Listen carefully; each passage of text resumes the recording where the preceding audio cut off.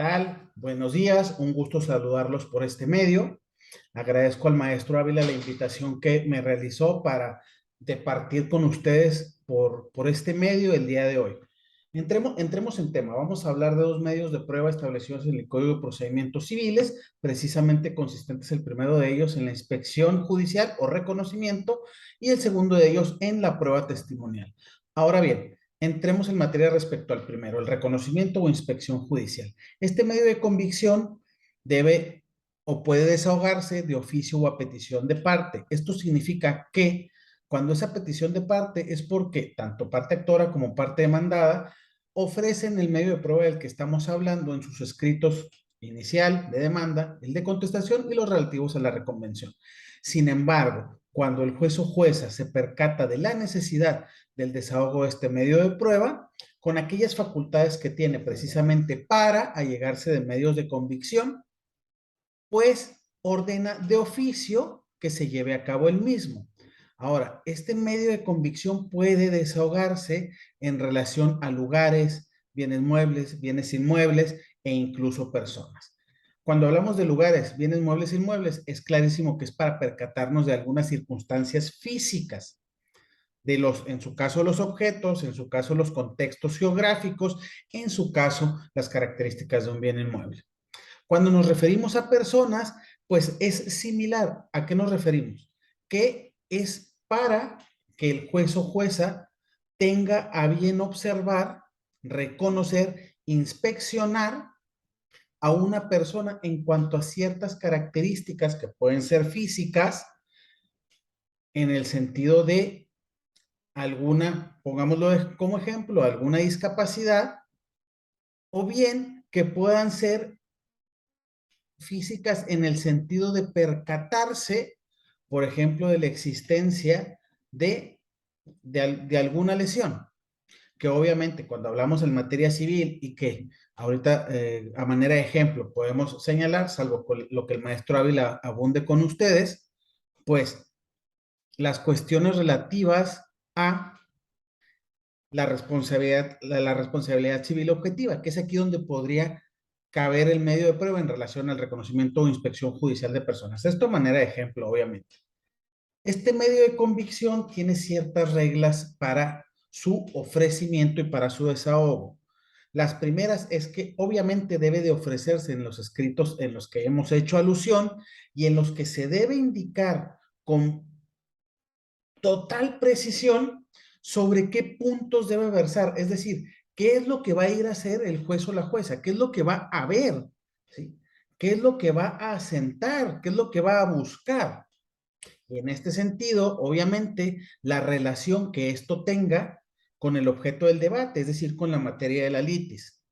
Si estas reglas no se cumplen, obviamente el medio de prueba no debe de admitirse.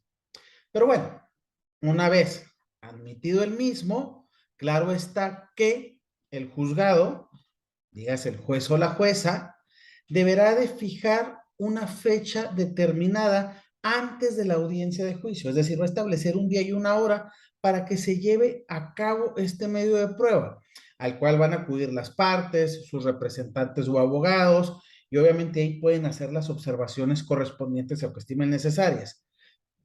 A este desahogo pueden comparecer testigos en caso de que se considere necesario por alguna estrategia en el litigio e incluso peritos cuando se requieran de ciertos conocimientos técnicos.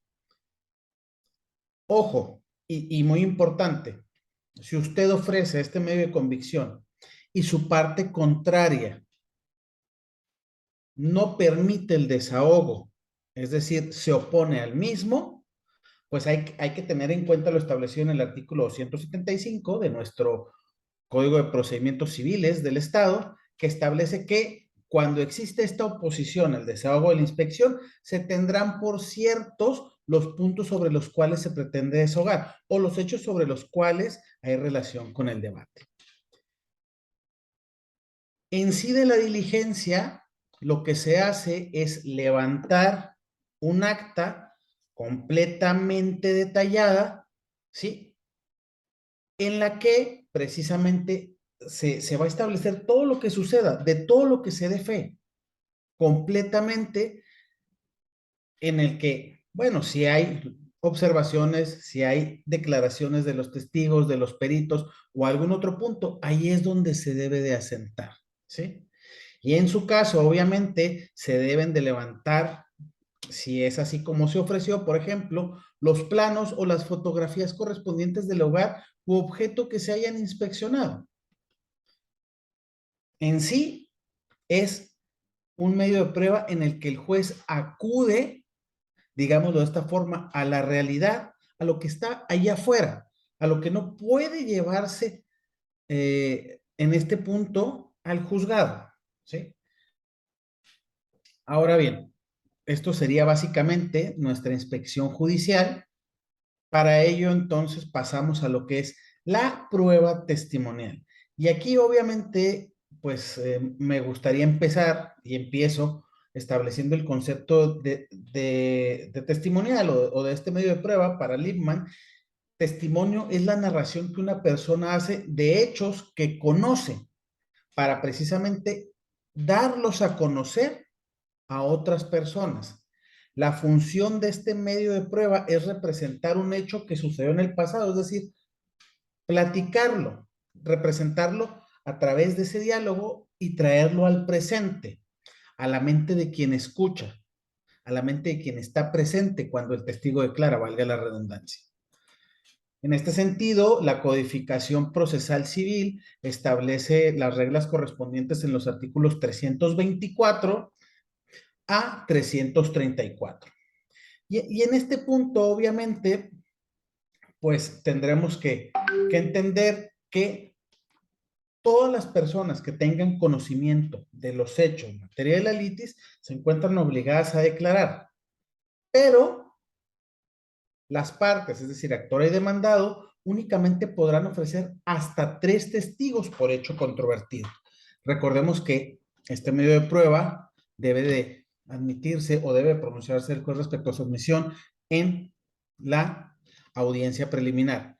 Y de esta misma audiencia, obviamente, sale la enunciación de la élite y salen los hechos controvertidos que están conformados con los escritos de demanda, contestación y los relativos a la reconvención. En este punto, para el desahogo de este medio de convicción, debemos de tener en cuenta ciertas reglas. Primero que nada, las partes deben de presentar a sus propios testigos. Ojo, hay que tener también en cuenta la regla que establece el artículo 241, si mal no recuerdo, de nuestra codificación procesal civil, que refiere que a la hora en que se ofrece la testimonial, en los escritos inicial de demanda, contestación y los relativos a la reconvención en su caso, debe de señalarse el nombre y domicilio de los testigos. Esta es una regla para su ofrecimiento. Las partes, en su caso, para el desahogo, deben de presentar a los testigos. Su examen será en presencia de las partes. El examen básicamente nos referimos al interrogatorio que se haga. Se inicia precisamente en relación a los testigos, tomando la protesta de ley, tomándole los datos generales y luego se le pregunta sobre las tachas. Las tachas son precisamente aquellas circunstancias por las cuales el testigo y lo que declare puede estar afectado. Es decir, trabaja con la persona, es pariente consanguíneo en algún grado, tiene algún interés en el juicio. Ojo, y aquí hacemos un paréntesis, cuando hablamos de tener un interés, es decir, claro que si usted va de testigo de alguna persona que conoce, de alguna amistad, obviamente usted tendrá un interés respecto a que él gane el asunto. Y eso no significa que su declaración esté viciada. No. Sin embargo, si usted se va a ver beneficiado, si él gana el asunto, vamos a suponer que es en relación a un cumplimiento de contrato en el cual, obviamente, a la persona que le ofrece usted como testigo, terminan pagándole 1 millón de pesos y con ese 1 millón de pesos él le va a dar a usted cierta cantidad, pues bueno, ahí sí hay un beneficio, ¿verdad? Para el desahogo, obviamente, se les interroga de manera separada y sucesiva, es decir, uno y luego el otro, sin que el que no está contestando el interrogatorio, dígase preguntas, puede escuchar las mismas, es decir, debe estar fuera de la sala de audiencia. Cuando el testigo se encuentra imposibilitado para acudir al desahogo, pues obviamente conforme a las reglamentaciones de nuestra codificación y a la potestad del juez, pues el tribunal, llámese de esta manera, puede trasladarse al domicilio del testigo para recabar, ya dígase, desahogar el medio de convicción. Ahora, ¿qué pasa cuando nosotros no podemos presentar a nuestros testigos? Bueno, aquí entra la figura del denominado testigo hostil, es decir, ante la imposibilidad de llevarlos, el juez puede citar a los mismos. Y en este punto es claro que existen ciertas reglas, precisamente nombre, domicilio del testigo, debe manifestarse la causa, ¿sí? Por la cual, obviamente, o manifestar bajo protesta, decir verdad que nos encontramos imposibilitados para llevarlo. Y en este caso, el testigo será notificado del día que debe de comparecer a la audiencia a declarar, es decir, a responder el interrogatorio. En este punto, esta notificación debe de hacerse con 2 días de anticipación a la audiencia de juicio, que es donde se desahoga este medio de prueba. Usted, si gusta, puede contar 3 días, pero tome en cuenta como el tercer día, el día que se lleva a cabo la audiencia. Si la audiencia se va a llevar a cabo un día viernes, la notificación tendrá que hacerse a más tardar 2 días antes de la audiencia. Obviamente, a la hora de hacer las preguntas, de hacer este interrogatorio, pues debemos entender que claro está que las preguntas, el interrogatorio lo hace quien ofrece el medio de prueba, pero también hay una etapa que se llama contrainterrogatorio, es decir, nuestra parte contraria puede preguntarle a nuestro testigo. Los requisitos, obviamente, es que las preguntas sean verbales y sean directas, que tengan relación con los hechos controvertidos o en su caso con la credibilidad del testigo, que no sean contrarias a la ley, a la honestidad, que sean claras y precisas, que no sean sugestivas, que contengan un solo hecho. Pero a ver, habría que explicar este tipo de circunstancias, ¿no? Por ejemplo, cuando hablamos de preguntas sugestivas o capciosas o impertinentes, tendremos que entender que capciosa es aquella que induce al error o a una contestación inexacta de quien debe de responder. Sugestivas serán aquellas, y la misma palabra lo dice, ¿no? Que sugieren la respuesta. Impertinentes en su caso serán aquellas que son repetidas o que el declarante ya haya contestado. Es importante entender también que el método de interrogación es distinto en el interrogatorio y en el contrainterrogatorio. Se requieren habilidades diferentes. Por ejemplo, en el interrogatorio, las preguntas pueden ser abiertas y cerradas. Abierta significa es una pregunta amplia que no se tiene que responder con un sí o con un no. Y la pregunta cerrada, o en su caso categórica, requiere una respuesta que lleva un sí o un no. Sin embargo, las reglas en el contrainterrogatorio cambian para las preguntas. Estas pueden ser sugestivas, porque lo que buscamos es que el testigo se contradiga en lo que ya dijo o que manifieste una causa que pueda afectar la credibilidad de lo que ya respondió. En el examen del interrogatorio, que es examen en relación al orden de las preguntas, este debe de ser cronológico, es decir, con un tiempo determinado. Y no nos referimos a tardar tantas horas, tantos minutos, no, sino que podemos llevarlo por fechas. Usted conoce, usted supo, usted vio en qué momento se celebró el contrato, en qué fecha le terminaron de pagar y así sucesivamente.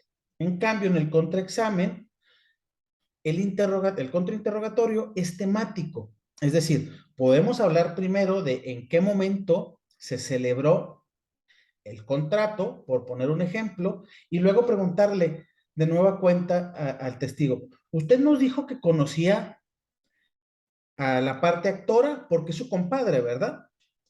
Y tal vez no respondió esa parte, así tal cual. Y si ahí dice, sí, ese es mi compadre, y es un punto que no había señalado ya, pues esto va a afectar su credibilidad a la hora que el juez o jueza valoren este medio de prueba al dictar la sentencia. Durante el interrogatorio, El principal protagonista de las preguntas es el testigo. Durante el contrainterrogatorio es el abogado, porque será la técnica de litigio la que haga caer al testigo en el error. Los tiempos, es decir, la manera en la que se pregunta, la pausa, la temporalidad, la rapidez, en el interrogatorio, pues si es nuestro testigo, nosotros vamos a darle tiempo para que responda. Pero en el contrainterrogatorio tenemos que preguntar con ritmo y con esto nos referimos a que no podemos darle mucho tiempo al testigo para que piense sus respuestas, para que pueda acomodar su relato. Recuerden que el contrainterrogatorio tiene un objetivo principal, desacreditar lo que ya declaró el testigo. Y entonces el objetivo en el interrogatorio será acreditar al testigo y a su testimonio. Es decir, que lo que él declaró es la verdad. En el contrainterrogatorio o contraexamen, pues obviamente hay que impugnar la credibilidad de lo que ya declaró el testigo, pero también acreditar alguna suposición fáctica, es decir, algún hecho que nos beneficie a nosotros como parte contraria. ¿Qué habilidades tenemos ya entonces? Así de manera muy resumida, pues en el examen directo o interrogatorio hay que acreditar al testigo y en el contraexamen o contrainterrogatorio hay que desacreditar al testigo. Obviamente, esta parte precisamente de acreditar y desacreditar, pues lleva una serie de circunstancias que tienen que ver, obviamente, con la técnica de litigio, que tienen que ver incluso con un tema que manejamos poco en las áreas civiles y familiares, pero que se maneja mucho en materia penal, que es la famosa teoría del caso. La teoría del caso básicamente es un planteamiento de cómo va usted a llevar el litigio como abogada o abogado postulante. Y entonces, si sigue esta temática de una teoría del caso, usted va a tener precisamente una manera organizada de cómo llevar a cabo determinadas actuaciones procesales dependiendo de las respuestas que vaya dando el testigo. Obviamente este medio de prueba se puede deshogar a distancia, ya sea por medios telemáticos, o bien si el testigo se encuentra en otra ciudad, pues bueno, hay una serie de reglamentaciones cuando se admite el medio de prueba, en su caso cuando se ofrece, debe de hacerse saber esta circunstancia al juez o jueza, debe de exhibirse el pliego con las preguntas, luego la parte contraria debe exhibir el pliego con el contrainterrogatorio para que un juez del lugar en el que viva, ya con ambos listados de preguntas, pues lleve a cabo el medio de prueba, lo desahogue. Ahora, regla importante cuando hablamos de la testimonial en relación a personas que forman parte de la administración pública, de la centralizada, descentralizada, organismos autónomos, de cualquiera de los tres órdenes de gobierno o de cualquiera de los tres poderes, en su caso también los municipios, se les va a pedir por medio de oficio su declaración. En este oficio, que es un comunicado que realiza el juez a esta persona que va a ser testigo, ahí se insertan las preguntas para que se respondan.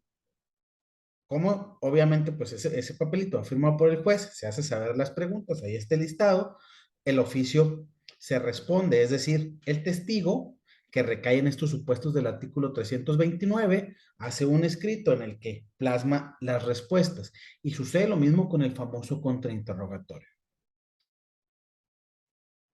Es claro que en este punto habría que analizar también, obviamente, algunas cuestiones en cuanto al interrogatorio. Y me permito comentárselas así de manera muy rápida, que luego es interesantísimo la forma en la que podemos interrogar. Es decir, miren, cuando hablamos de preguntas abiertas y cerradas, pues estas son en relación a las técnicas de interrogación. Las abiertas, repetimos, van dirigidas al declarante para obtener información y generalmente empiezan con cuándo, cómo, dónde, de dónde, hacia dónde, desde cuándo, por qué, a quién. Obviamente tenemos que tener cuidado. Una pregunta jamás debe formularse si no sabemos cómo puede ser contestada. Es nuestro testigo y aquí tendremos que aclarar dos conceptos. Aleccionar o adiestrar en su caso Y preparar al testigo.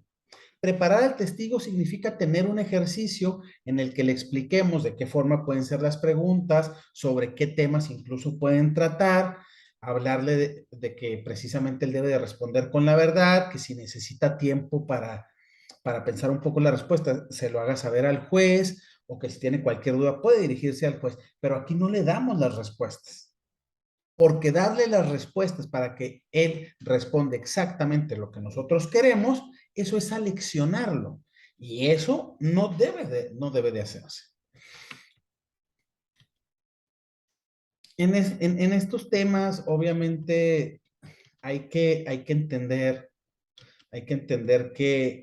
que la capacidad que nosotros tengamos como abogadas, abogados postulantes para encontrar las preguntas exactas, repetimos, que no sean insidiosas, capciosas, incluso hoy en día pueden realizarse preguntas de carácter o con términos muy técnicos, teniendo en cuenta la experticia de la persona que va a responder. Es decir, si la persona que va a responder es un abogado, el testigo es un abogado, también podemos preguntarle con la misma terminología que nosotros usamos, pero si es una persona que estudió hasta primaria o hasta secundaria, pues tendremos que tener un lenguaje más coloquial o más simple.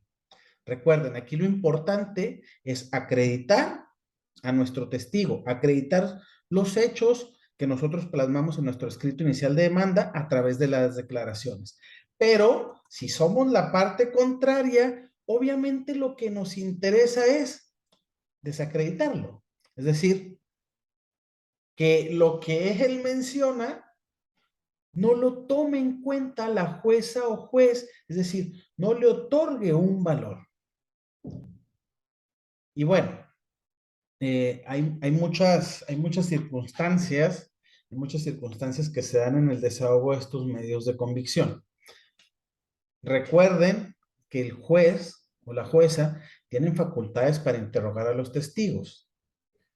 Y en ese sentido es importantísimo entonces el principio de inmediación, porque habrá situaciones que van sucediendo durante el desarrollo de las audiencias de las que nosotros como abogados postulantes, o en su caso como jueza o juez, debemos de percatarnos a través de los sentidos.